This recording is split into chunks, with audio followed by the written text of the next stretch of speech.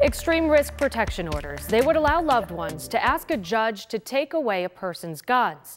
Governor Cuomo now wants to expand that law that's proposed to allow teachers to ask a judge to take away their students' guns or restrict access to guns owned by someone who lives with them.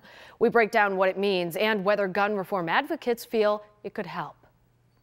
The Extreme Risk Protection Order bill would allow the authorities like police officers, teachers, school administrators, and family members to identify people who are likely to commit an act of violence and who own a gun or have access to them and take that information to a judge. A judge would then decide whether to restrict that person's access.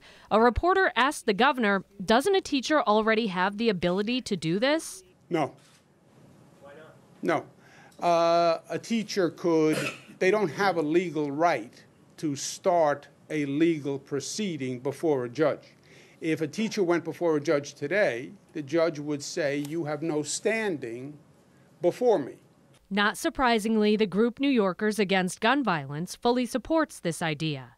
I think it just makes sense to add one more layer to the protections that are available. Destiny Overton just graduated from Mount Mercy Academy. She says this bill is a good idea. Destiny felt safe at her school, but after the Parkland shooting, kids felt like we didn't know if we were safe at our school, because you felt like even though it happened in Florida at the Parkland shooting, it could happen anywhere.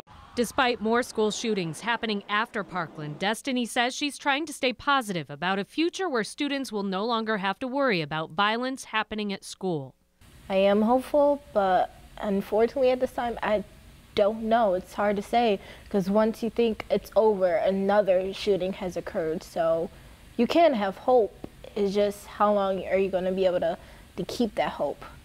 The legislative session ends in about 2 weeks. The governor says if the bill isn't passed by the end of session, he'd make it a campaign issue.